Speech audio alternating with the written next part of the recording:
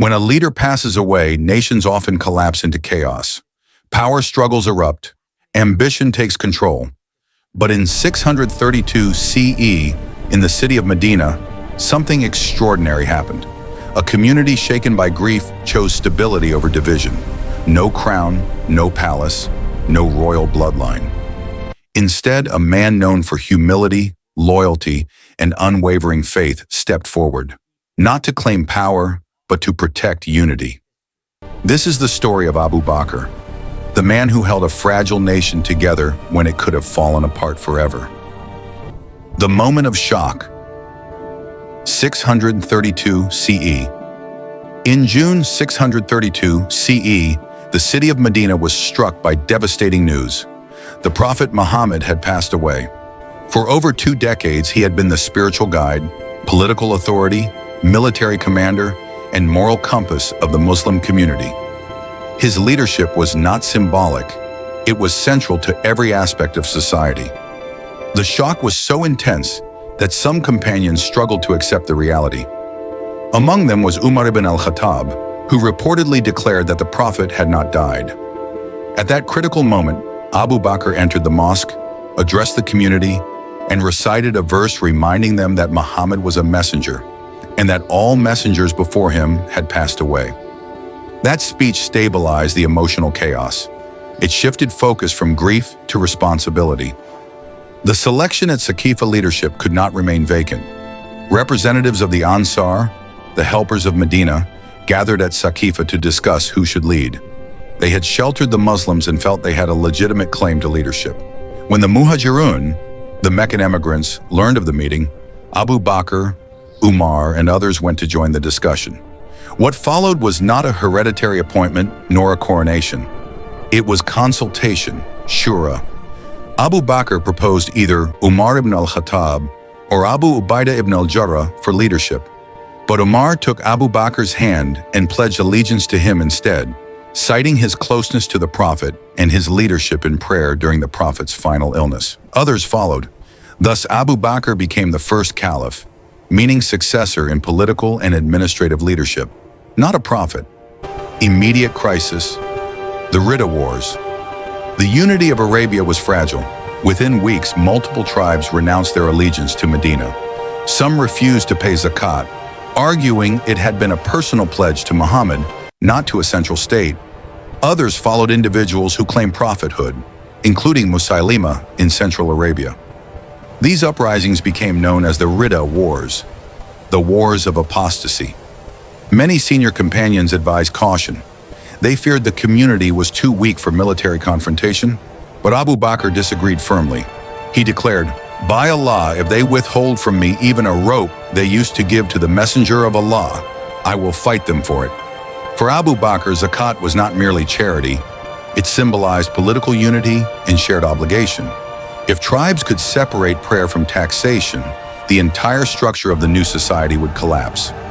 Under his leadership, coordinated campaigns were launched across Arabia.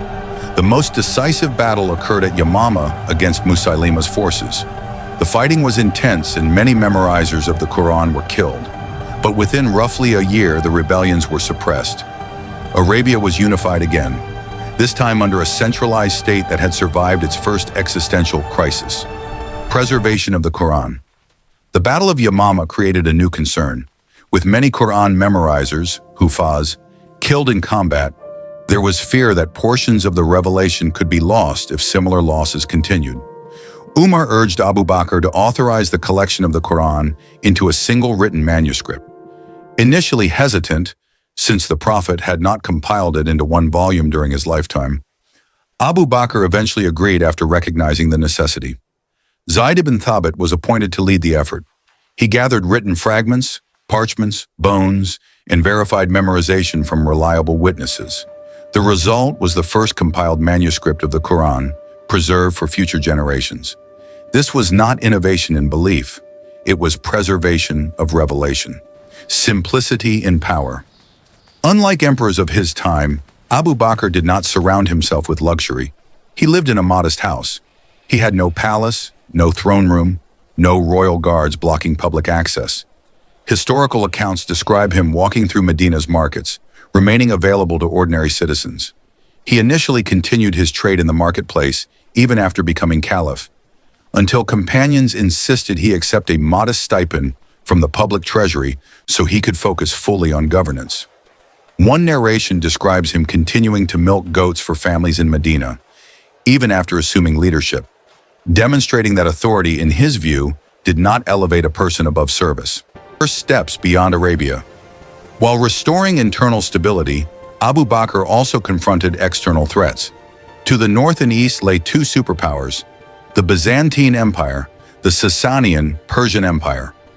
Border tensions and prior hostilities had already existed during the Prophet's lifetime. Abu Bakr continued military expeditions into Iraq, under Persian influence, and Syria, under Byzantine control. These were not yet massive conquests, but they marked the beginning of a geopolitical transformation. Early victories demonstrated that the newly unified Arabian state was not merely surviving, it was becoming a regional force. These campaigns laid the foundation for the dramatic expansions that would occur under his successor.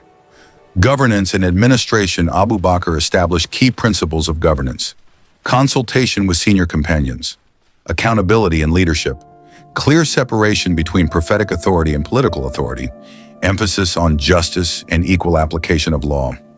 In his inaugural address, he stated, "Obey me as long as I obey Allah and His Messenger. If I disobey them, then you owe me no obedience." This was not the language of monarchy. It was conditional authority, rooted in moral responsibility. The final days in succession. By 634 CE, Abu Bakr's health began to decline. Having witnessed how fragile transitions could be, he sought to prevent division after his death. After consultation with senior companions, he nominated Umar ibn al-Khattab as the next caliph.